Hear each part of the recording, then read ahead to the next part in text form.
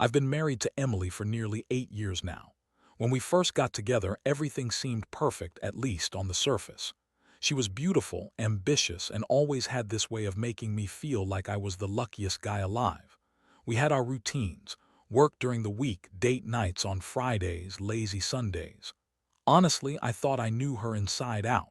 But over the past year, things started to feel off. She became more irritable, snapping at me over little things that never used to bother her. She'd say she was stressed out, that her job was a nightmare, that she needed more me time to de-stress. I bought it at first. I mean, who wouldn't deal with stress differently? But then came the little signs that something was wrong. It started with her phone. She was always secretive about it, hiding it when I walked into the room or quickly changing screens when I got close. I'd catch her leaving her phone on the nightstand, hiding notifications.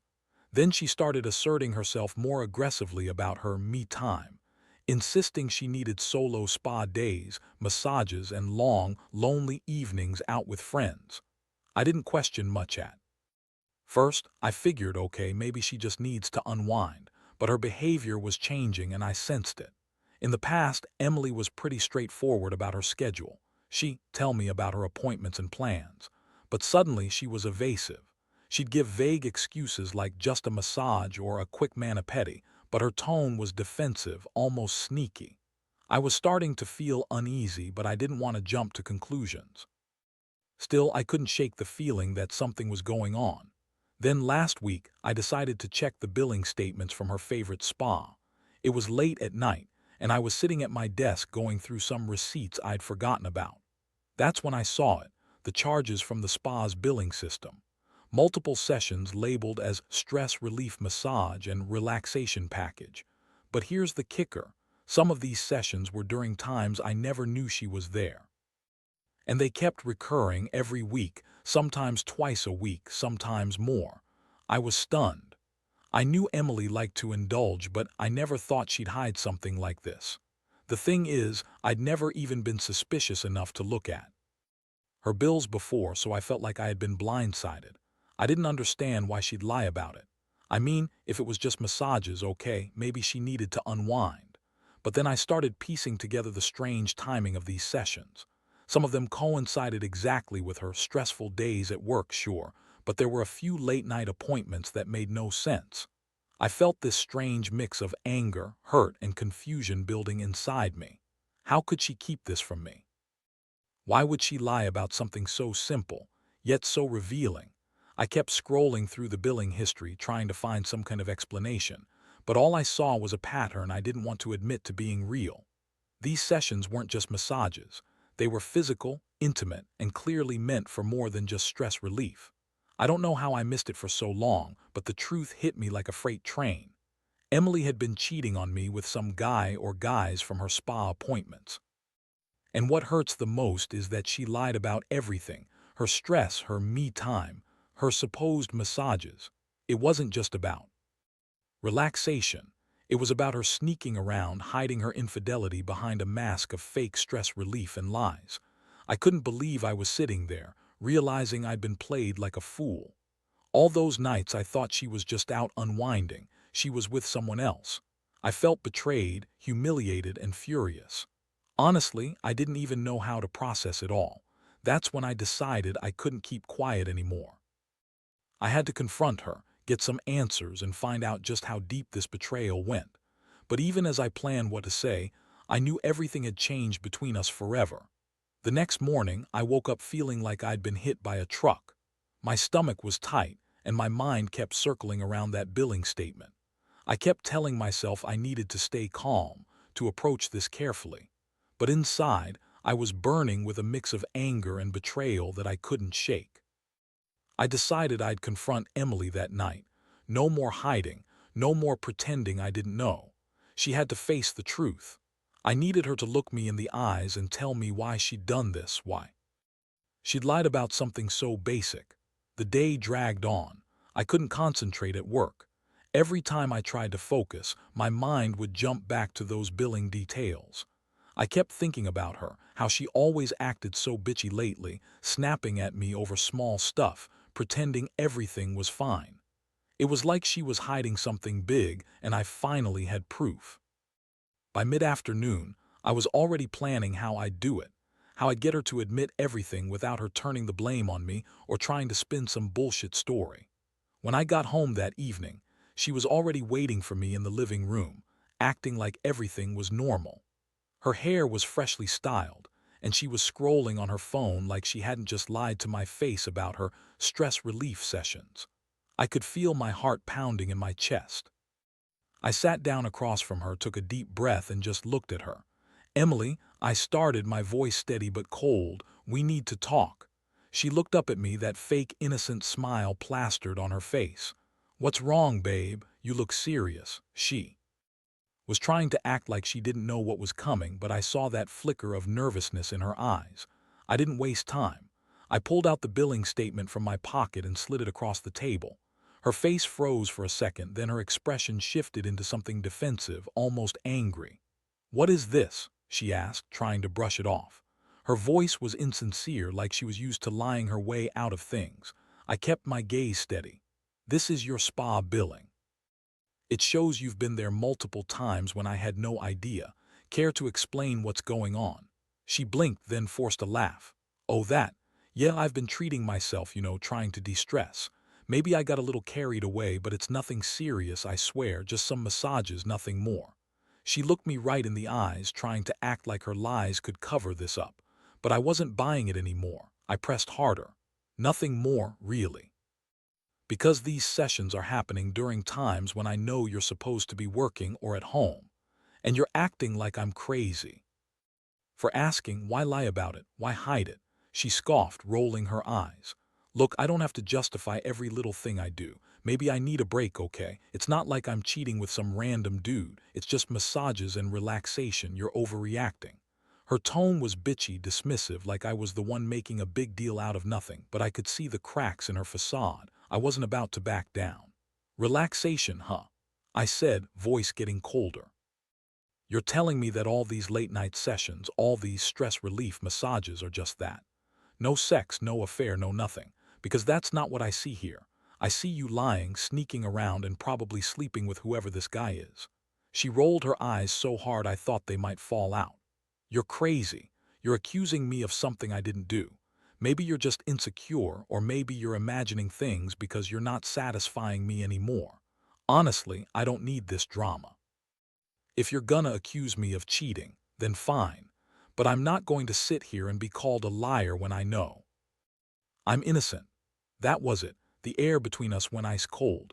I couldn't believe she was so brazen, so quick to dismiss what I'd found. I felt my fists tighten. My mind was racing. Should I yell? Should I break something? Or just walk away? But I knew one thing: this wasn't over. Not yet. I told her I needed some time to think, that I wasn't going to let her brush this aside. She sneered at me, acting like she had the upper hand, like she'd already won. But inside, I knew I'd just uncovered a lie that would change everything. And what made it worse? I started to realize how much I'd trusted her, how much I'd loved her, only to find out she'd been betraying me for months behind my back, taking secret trips, lying every step of the way. The feeling of betrayal was so raw it made my stomach churn. I didn't have the energy or the words to process it all right then, but deep down, I knew my life was about to change, and not for the better. The days that followed the confrontation felt like a blur. I couldn't sleep. I could focus. Every time I closed my eyes, I saw her face, that fake smile, the way she dismissed everything I said. I kept replaying the moment I found out, how I felt betrayed, humiliated, stupid for not seeing it sooner. I started questioning everything: my marriage, my judgment, whether I ever truly knew Emily at all. The worst part was the intense anger that built up inside me, boiling under the surface, making my chest tighten every time I thought about her lying, sneaking around with whoever this guy was. I decided I had to find out more. I couldn't just confront her and hope she'd come clean. I needed to know the full extent. So I started digging through her phone, her emails, her social media. I wasn't proud of it, but I felt like I had no choice. I needed proof, something concrete, to confirm what I already suspected. It was a slow process, but what I uncovered only made everything worse. She'd been texting this guy, Jake, From the spy, flirty, suggestive messages, even some explicit. I saw pictures she sent him of her in bikinis, of her lying on massage tables, all that stuff. It was obvious they'd been sleeping together at least for a while. My stomach turned when I saw the messages. She was so casual, so nonchalant about it, like she didn't care if I saw. I felt a mixture of rage and heartbreak. How could she do this? How could she betray everything we built? I kept thinking about the vows we took, the trust I thought I had. It was shattered into pieces, and I didn't know how to put it back together. I had to confront her again, but this time I was determined to get the truth out of her once and for all. I planned everything carefully. I waited until she was out, then I set up my phone to record her coming home. I wanted her to admit everything on camera, to see her squirm when she realized I knew the truth. When she finally walked in, I confronted her straight away, showing her the messages I found. Her face went pale, and her eyes darted around like a cornered animal. "Emily," I said, voice trembling with anger, "I know about Jake. I know what you've been doing. Tell me the truth. Are you sleeping with him?" She tried to deny it at first, but I wasn't buying it anymore. Her lies crumbled fast. She started rambling, trying to justify herself, throwing out excuses like stress, loneliness. "You're not satisfying me anymore." But I wasn't interested in her bullshit. I told her I had enough, that I'd seen everything I needed. That was the moment I realized how deep her betrayal ran. It wasn't just a fling, it was a full-blown affair, and she didn't even care about hiding it anymore. That realization hit me like a punch to the gut. I felt numb, then furious, then empty. I couldn't believe I'd been so blind, so trusting. Why did she do this? Was I not enough? Was I somehow lacking?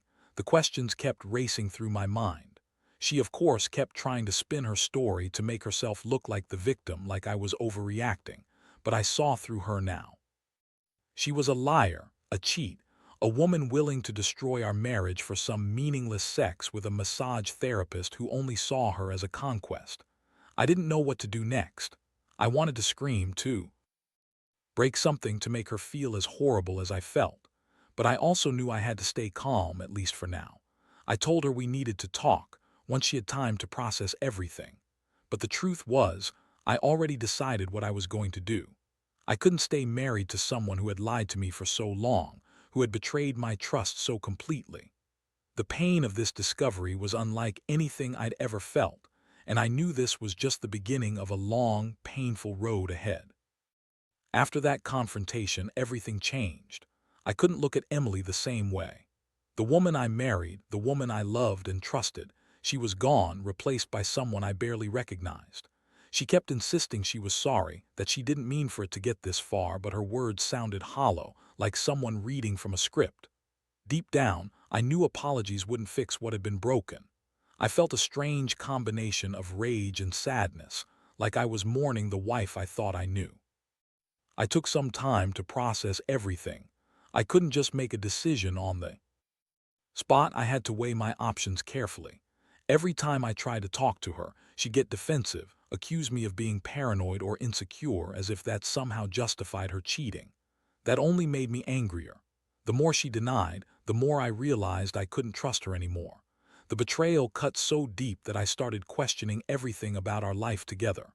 Was this just a one-time mistake, or had she been doing this for months? Did she love me at all? Or was I just some kind of safety net she was cheating on behind my back? One night, I decided to do a little digging into our joint bank account. I needed to see if she'd been spending money on Jake or other men. What I found made my stomach turn again. Several charges from local hotels, restaurants, and, most disturbingly, some payments to an unknown private investigator-type service. That told me she was trying to cover her tracks, maybe even hiring someone to keep tabs on her. I felt a mix of sickening disgust and pure rage. She was actively trying to hide her affair from me, and I was left feeling like a total idiot for not seeing it sooner. I also started paying closer attention to her behavior. She became more bitchy, dismissive, and openly hostile when I tried to talk about us or her stress. She'd flinch if I mentioned the spa or her appointments. It was obvious she was hiding more than just a fling. She was actively trying to cover her tracks. That pushed me further into the decision I'd already made. This marriage was over unless she was willing to come clean and make some serious changes. But I knew deep down she wouldn't. Emily was good at lying, and I had no reason to believe she'd stop now. The emotional toll was brutal. I felt like I was living with a stranger. I was crying inside but refused to let her see it.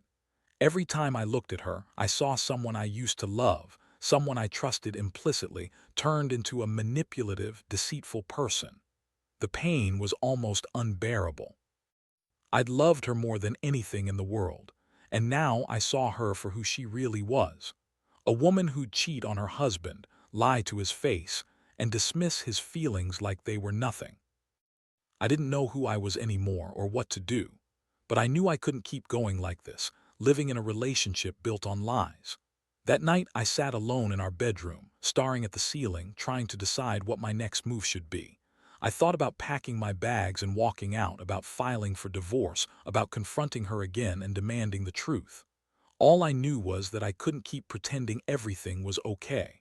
The trust was gone, and I didn't see a way to rebuild it. I'd always believed in honesty, loyalty, and respect in a marriage. But Emily had shattered all that, and I was left standing in a wreckage I didn't know how to fix. I felt betrayed beyond words and knew that whatever came next, my life would never be the same.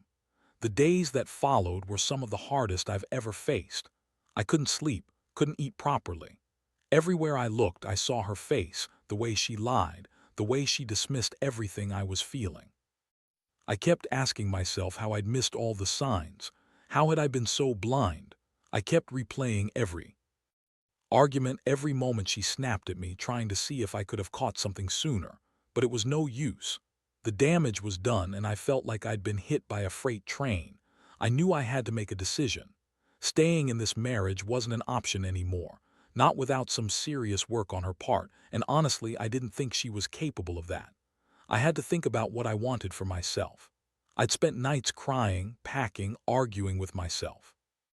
One thing was clear. I wasn't going to let her manipulate me anymore. I had to take control. So I decided I'd sit her down one last time, demand the truth, and then decide what to do. I didn't want to drag this out forever, but I also needed her to understand how much she'd hurt me. When she came home that evening, I was already waiting in the living room. I told her I needed her to be honest. No more lies, no more excuses. I laid everything out. The billing statements, the messages, the bank charges. I told her I knew about Jake, about her affair, about how much she'd betrayed me. Her face twisted into a sneer and she rolled her eyes, acting like I was overreacting, like I was the one making a big deal out of nothing. But I held firm. "Tell me, Emily, is this true? Were you sleeping with him, with anyone else?" She hesitated, then finally snapped, "You're crazy. You're just jealous. You don't understand what I need, and you're accusing me of stuff I didn't do. Maybe I've been stressed, maybe I needed someone to talk to, and I sure as hell didn't cheat on you. You're just paranoid." That was the last straw. I looked at her, my chest heaving, and I knew I couldn't keep pretending. I told her I wanted a divorce. I told her that I deserved better than this, someone who was honest, loyal, and respectful. I told her I was done with her lies. She tried to argue, to guilt-trip me, to pretend she was the victim. But I saw through her. I had all the proof I needed, and I wasn't going to waste another second on someone who didn't value our marriage. She stormed out that night, slamming doors, screaming that I was overreacting, that I was controlling, but I didn't care. I felt a strange mix of relief and heartbreak. Deep inside, I knew this was the end of everything we'd built. I'd loved her once, but now I saw her for what she really was, a cheater, a liar, a woman who had no respect for me or our vows. The pain was still raw, but I knew I had made the right choice. I deserved someone who wouldn't betray me, who would be honest, who would love me for who I was. In the days that followed, I moved out of the house. I started staying with friends, giving myself space to breathe and think. The house felt cold and empty without her. Every corner reminded me of what we'd lost. I had to rebuild my life from scratch, but I also felt a strange sense of relief. I'd faced the truth head-on, and I'd come out the other side. I was hurt, yes, but I was also stronger. I'd learned a lot about trust, betrayal, and the importance of respecting myself enough to walk away from someone who didn't treat me right. Looking back now, I realize this experience taught me the hardest lesson of all. Never ignore the warning signs and never stay in a relationship where you're not valued. Trust is fragile, and once it's broken, it's nearly impossible to repair. But I also learned that I deserve honesty and loyalty, and I won't settle for anything less. I hope anyone else going through something similar finds the strength to face the truth, no matter how painful it is. Because in the end, you have to do what's best for you. No one else will do it for you. It's been a few weeks since everything fell apart. Honestly, I still feel like I'm walking around in a fog most days. The pain of betrayal doesn't just fade overnight. I keep thinking about all the times I trusted her, all the moments I thought were normal, and now I see how wrong I was. But what's surprising is that, despite the heartbreak, I feel a strange sense of relief too. The truth finally came out, and I no longer have to pretend to be blind to what she was doing behind my back. I've started focusing on myself again.